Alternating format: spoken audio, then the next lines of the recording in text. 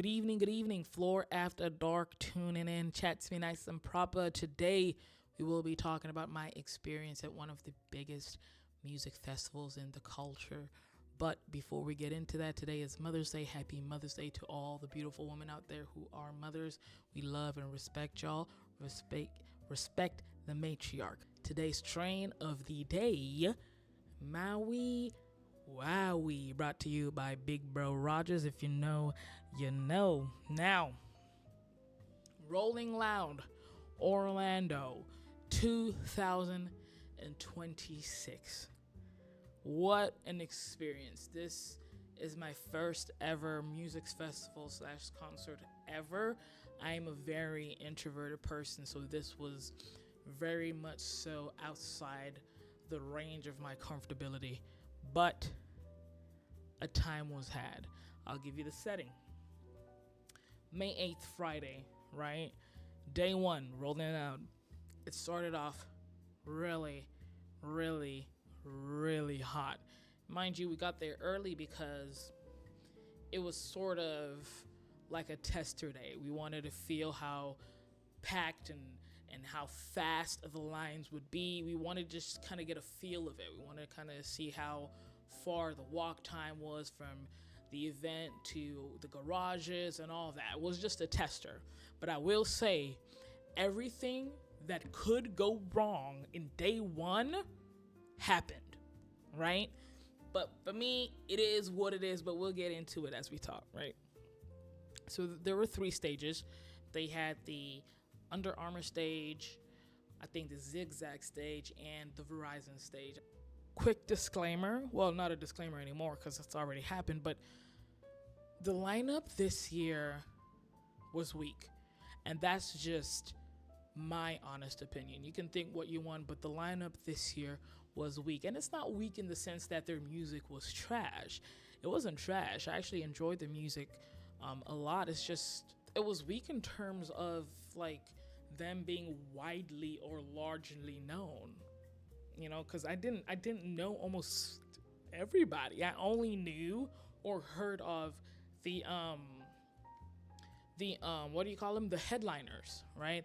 But nonetheless, I still took this as a really good opportunity to kind of discover some few artists, and I really did, because like I said, I had a good time. I know one of the artists I remember, what was his name? Chow Lee, and then La Tyler was there as well. Like, I really enjoyed their set. I don't know too much about them. I don't know any of the songs. I don't know any of the lyrics, but I still had a good time in terms of vibes. Mosh pits, right? I've heard of mosh pits. I've never been in one. Like I said, it's my first time going to a music festival / concert. Cool, whatever. I'm not thinking anything of it. Like me and my friends are walking into the crowd now. We're all vibing. We're all listening to music. You know, Chow Lee finishes his set. La Tyler finishes his set, and then a couple other artists finish their set. Now it's time for Chief Keef to come on. Cool, love Chief Keef. Vibe to his music, man. That's like a staple in music, right? In hip hop. Chief Keef comes on. All of a sudden, all the white space and the empty gaps in the crowd start filling in. I'm like, oh shit. I go to my boys. I'm like, boys, stay close by me. Hold me. I don't want to get lost in this crowd because I don't like being alone, surrounded by all these strangers. And that's just a simple fact of the matter. You know what I mean?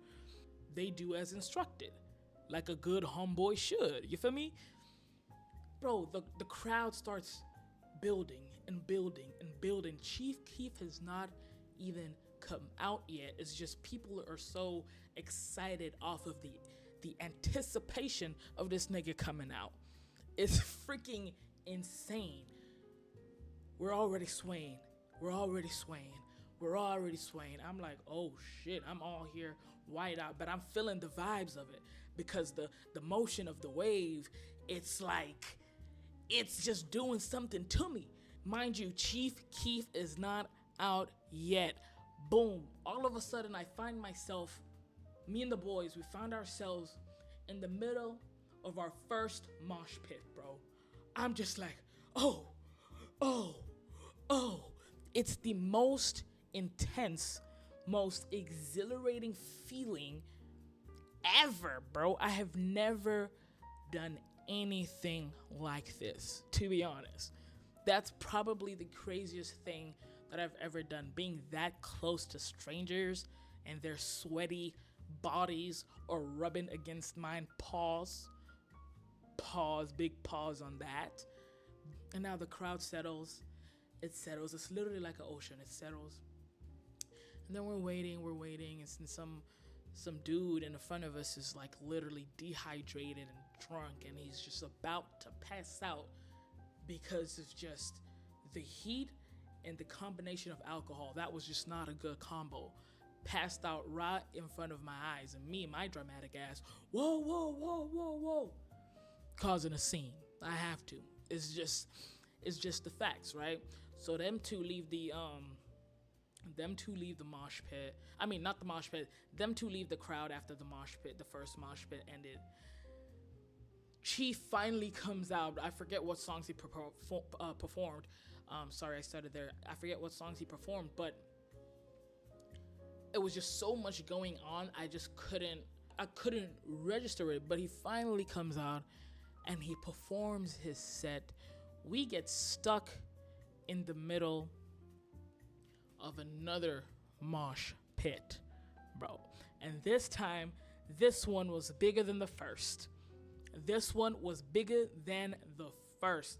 It was fucking intense, okay? Apparently, I got shoved by some dude, and Jonathan, one of my friends, Jonathan, just gives me this look, and I'm just like kind of like just confused. It's just like, you know, Jonathan in this moment assesses me. Obviously he assesses me, and I guess he notices I'm good, so he hands me his phone to freaking record us in the mosh pit. I'm going to put a clip of all this, but just let me finish talking because it's so insane. I want to get all these thoughts out of my head right now because it's insane. Okay, I'm treating this like a visual and audio essay, if you will, like a diary, just so I can look back at this and see the real and raw emotion and just the memory of it, like even 2-3 days after, right? Jonathan gives me his phone and I'm recording and I'm just being pushed and I'm just like, oh shit, you feel me? The whole time I'm trying to focus on not dying and I'm trying to focus on not dropping this nigga's phone. In that moment, when we were in that mosh pit, right? Something freaking tragic happens, bro. My boy Liam's chain gets snatched, like, from the back and just... I was like, bruh, like, that was just a total vibe killer, dude. Next thing you know, I see Liam walking back in the distance. I'm like, bro, where you going? Like, I didn't want to get, like, you know, left or lost or whatever, and I could tell he was visibly upset about that shit. So I'm like, fuck, bro, that was a mood killer. And as we're leaving, we literally walk through a mosh pit. Like, that's so insane, just back to back to back. We just walk through, and I'm like, fuck, bro. It's the most craziest experience, bro. The whole purpose of day one for me was for me to see one of the artists that I was looking forward to the most. Don Toliver, bro. Don Toliver. But guess what? We weren't able to see it. Why? Because Mother Nature just had to do Mother Nature things, bro.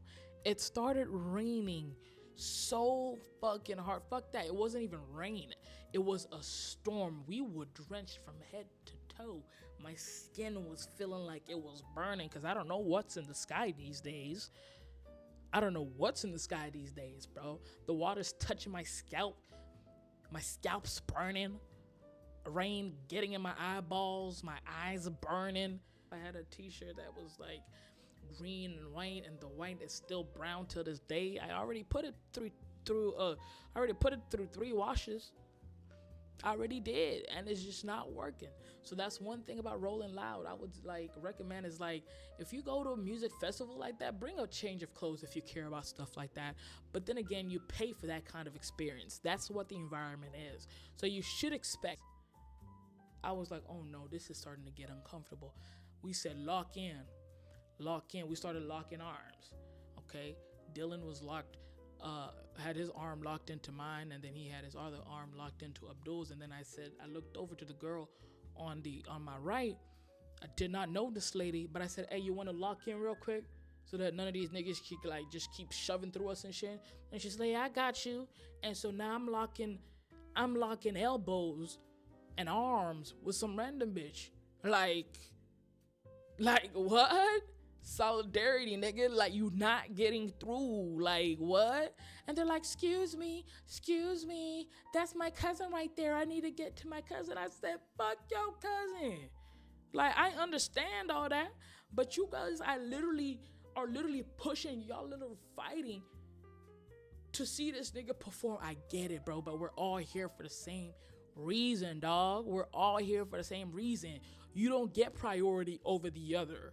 Dude, we all paid to get this experience. So hell no, you can't shove me to get to your funky ass, punk ass cousin. What? Come on, bro. That moment right there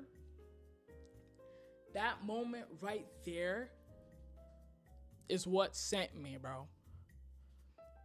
It's what sent me. Some dude told Abdul, oh, you're tall, you should have been in the back. I'm like, what? Shit. I said, and you're so short, you should have been in the shoe factory making my shoes. Little nigga. Fuck out of here, bro. Like, they acted a fool, bro. They acted a fool. And if you really think about it, it's kind of gay. It's kind of gay. You got grown men shoving dick and balls to ass cheeks, fighting over another nigga that's finna perform, bro.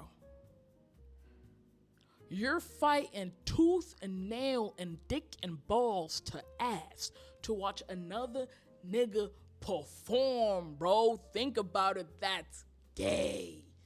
That's gay. What? Nah, bro. That was intense, but we pay for that experience. That's what it is. I ain't mad at it. That's what you into. Y'all been doing that. Y'all been doing. Don't stop it now that I said. You know what I mean? Don't stop it now that I said. But I need you to keep in mind, you are fighting niggas. You're fainting and you're crying because you want to be so close to the rails such that you can suck on Playboy Cardi's toes. You wanted to be that close, but niggas, grown man, were fighting, bro. Dick and balls to ass cheeks just to watch another nigga perform. Wow. That's insane. That the power of influence. Like, if you have it, you have to use it for the right reasons. Because niggas will just do anything, bro. If you really think about it, niggas will just do anything. If you have the power to be influential, you got to use that shit to do the right thing, bro. You got to use that shit to do the right thing. Real shit. Because that was an experience of a lifetime. Anyway, we didn't even get to see Playboy Cardi really like up front. We didn't get to see him up front, bro. They just started the music and they started announcing blah, blah, blah, Playboy Cardi, da, da, da. Bro, we were still in the crowd. They was swaying similar to day one. Swaying. But this one big wave just swayed all the way back. It almost made me fall down. That's when I said, this is how we die. This is how we die. And boys, quite frankly, it's not worth it. Let's book. We immediately left the front, bro. Immediately we left, bro.